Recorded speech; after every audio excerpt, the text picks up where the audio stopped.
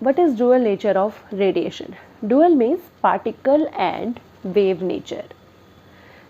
So radiation and matter both obey the same symmetry.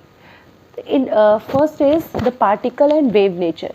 Particle nature, like as a photoelectric effect, right? In photoelectric effect we will discuss the particle nature, but in case of the interference, diffraction, ray optics, wave optics, okay, उसमें हम waves की बात करेंगे. अब यहाँ पे जो particles use हुए हैं, that particles are the massless particles. वो मासलेस पार्टिकल जिसे आप यहाँ बोलते हो फोटॉन्स. अब ये फोटॉन्स क्या है? अब जो फोटॉन्स है, these are small energy packets. Small energy packets जिसे आप क्वांटा बोल रहे हैं, and one quanta of energy is called a photon. These are massless particles जिसका कोई मास नहीं है, मास इज ज़ीरो. ऐसे पार्टिकल को आप ऐसे पार्टिकल्स फोटो इलेक्ट्रिक इफेक्ट में आपको लेने हैं. तो क्या क्या कंडीशंस होती हैं फोटॉन्स पार्टिकल्स के लिए? सबसे पहले कोई मास नहीं होता इसके लिए, न्यूट्रल है. जब कोई मास ही नहीं है तो चार्ज भी नहीं होगा, चार्ज भी नहीं है तो it means it is a neutral. No charges, it means it is not deflected by electric and magnetic field या not affected by electric and magnetic field. These massless particles always travel in straight line with the speed of the light. The speed of light is 3 into 10 की power 8 meter per second. But in case of the medium, the velocity of the particle is less than the speed of the light. But in vacuum, V is equal to of C. Okay? So energy of the photon is represented as E is equal to H frequency. For a single photon, single packet of energy. For n number of photons, E is equal to NH frequency. H is the Planck's constant, this is frequency, and Planck's constant value is 6.6 10 की power minus 34 joule second. And the energy unit is, photon energy unit is electron volt, and 1 electron volt value is 1.6 10 की power minus 19 joule. But in 1 mega electron volt 1.6 10 की power minus 19 into में 10 की power 6, तो minus 90 plus 6 minus 13 joule. These are the energy of the photon. Same as it is, momentum of photon can be calculated, intensity will be calculated, power of photon will be calculated. So जैसे momentum of photon calculate करना है तो momentum of photon के लिए value क्या होगी? P is equal to E by C in energy terms. Energy is H frequency by C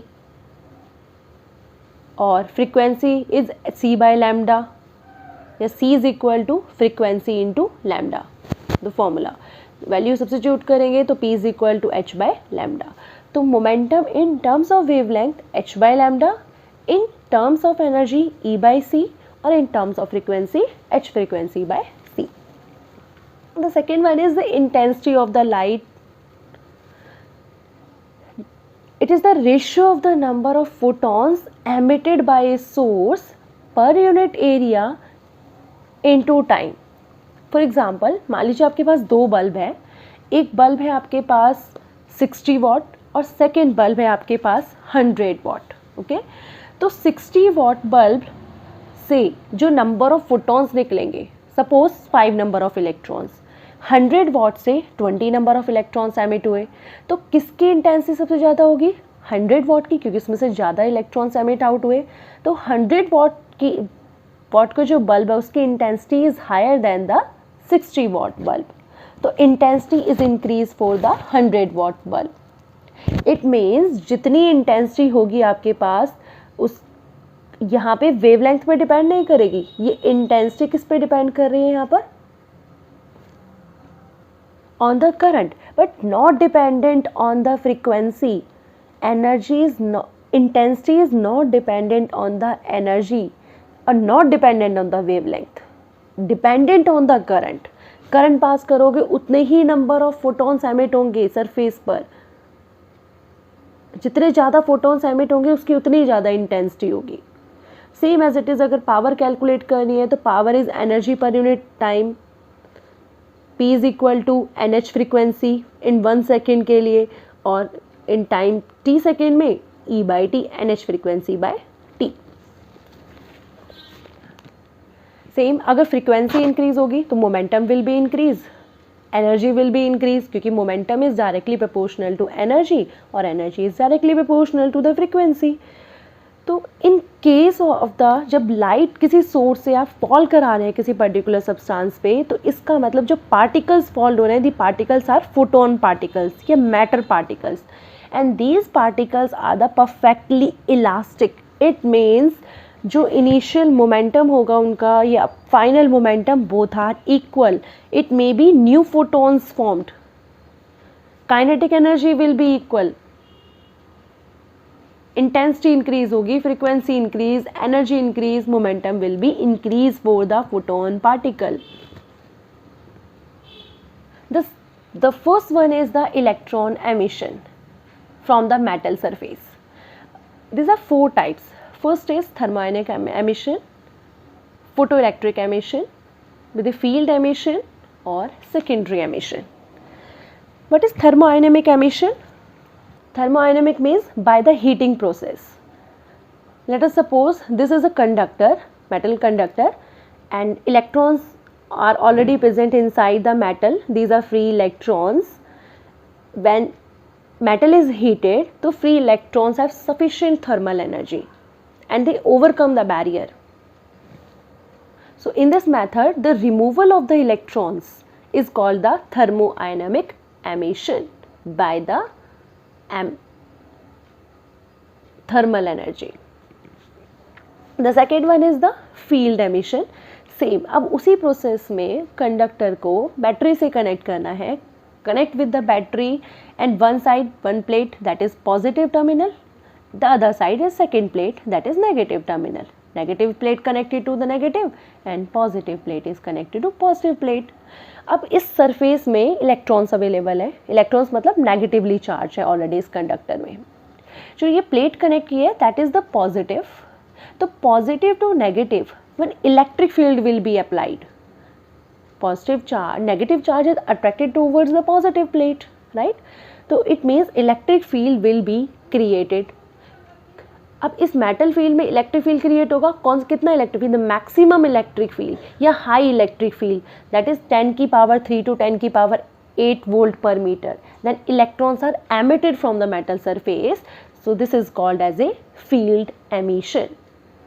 By the help of the electric field, electrons को emit कर रहे हो। The third one is secondary emission. The secondary emission is possible means जब electron metal surface पे strike होंगे, मतलब incident energy जब आप metal surface पे strike करोगे, तो high speed of electrons are called primary electrons, and these primary electrons hit the surface and collision with the metal electrons, and the electrons are removed from the metal surface. तो these are called secondary electrons. Simple, अगर आपके पास एक conductor है, जब आप light fall कर रहे हो, इंसिडेंट लाइट मतलब इससे कुछ इलेक्ट्रॉन्स इसमें आ रहे हैं, इलेक्ट्रॉन्स को एनर्जी मिल रही है सफिशिएंट, तो इसे आपने बोला दैट इज प्राइमरी इलेक्ट्रॉन्स। और जो इलेक्ट्रॉन्स इसमें से रिमूव होंगे इंसिडेंट एनर्जी को एब्जॉर्ब करके, these electrons are called as secondary emission electrons. And the second one is the photoelectric emission. What is photoelectric emission? Photo means with the help of the light. So in case of photoelectric, the switchable frequency of light is fall on the metal surface and the electrons are emitted from this metal surface. This is called as a photoelectric effect. But some conditions are valid. The first condition is this incident energy जो आप fall करा रहे हो substance पे, ये energy आपके पास higher होनी चाहिए सरफेस मेटल सरफेस के इलेक्ट्रॉन के एनर्जी से। जब हायर होगी तभी इलेक्ट्रॉन का एमिशन पॉसिबल होगा, अदरवाइज इलेक्ट्रॉन्स एमिट नहीं करेंगे। तो first one is the incident energy is greater than the electron energy, ठीक है। अब जब ये हायर होगी तभी इलेक्ट्रॉन का एमिशन पॉसिबल है। तो first is energy is represent as h frequency, तो it means incident frequency is higher than the emission frequency, और emission frequency is called as a threshold frequency या emitted photoelectrons energy frequency is called as threshold frequency, and this frequency is reciprocal of the wavelength. The 1 by wavelength incident greater than 1 by threshold wavelength. So threshold wavelength is greater than the incident wavelength. These two conditions are valid for the photoelectric emission. And the third one is the what is threshold frequency. तो threshold frequency यहीं से clear हो गया कि the minimum frequency of the incident light जिसमें which no electrons are eject out from the metal surface. This is called as a threshold frequency, and threshold frequency is represented as a frequency naught symbol. And the third one is the work function. The fourth one is work function. What is work function? Work function means work is converted in form of energy, right? So minimum energy of incident light below which no electron eject out from the metal surface, that is called as work function. It means energy is equal to of the work, and this work is equal to work function, and work function represent as a symbol phi and phi naught for minimum term. तो energy is equal to of work function. But ये जो particles है ये photon particles हैं energy of packets के form में. अब जो फोटोन पार्टिकल्स हैं तो फोटोन पार्टिकल्स की energy h frequency is equal to of phi naught. तो phi naught for the minimum frequency, and for minimum frequency that this is represent as a frequency naught, that is also called as threshold frequency. But in case of the wavelength term, C is equal to frequency lambda, तो frequency term is C by lambda, और frequency naught is represented as C by lambda naught. तो H C by lambda naught is equal to of phi naught, where H is represented as a Planck's constant, and that value is 6.6 10 की power minus 34 joule second. And this is threshold frequency, lambda naught threshold wavelength, phi naught is the work function. So three more important points is if energy is less than a work function, if energy is greater than a work function, or energy is equal to of work function. So first is energy is less than work function. It means minimum work function is greater. It means threshold frequency is greater, and frequency is reciprocal of wavelength, so incident wavelength is greater. It means no electrons are ejected out. If energy is greater than work function, तो incident frequency is greater. तो photoelectric effect में same यही part है कि incident frequency greater होनी चाहिए. तो it means lambda naught is greater. It means photo electrons emission wavelength is greater, या threshold wavelength is greater. Electrons are ejected out from the metal surface, but kinetic energy of electrons is not equal to of 0. अगर energy work function के equal हो जाए तो frequency भी same हो जाएंगी, wavelength भी सेम होगी, एंड इलेक्ट्रॉन्स इजेक्ट होंगे, लेकिन काइनेटिक एनर्जी 0 के इक्वल होगी, क्योंकि both are equal. Minimum is equal to of maximum. तो इस पे बेस्ड जो न्यूमेरिकल्स है आपके पास, फर्स्ट इज कैसे पुटअप किया गया है. सपोज आपके पास एक मेटल गिवन है, सीजियम मेटल. सीजियम मेटल का work function 4.2 electron volt is given, and the wavelength is given 330 nanometre. तो does electrons are eject out from the caesium metal surface. तो फर्स्ट ऑफ ऑल अगर work function आपको calculate करना है, इसके अंदर work function given है, wavelength given है, तो इलेक्ट्रॉन्स इजेक्ट करने के लिए आपको पता है कि एनर्जी वर्क फंक्शन के इक्वल है, तो आपको एनर्जी कैलकुलेट करनी होगी. तो energy is equal to of formula, wavelength given है, फंक्शन गिवन है, तो E is equal to of phi.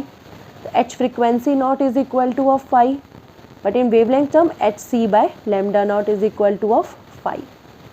तो वेवलेंथ इज 330 नैनोमीटर.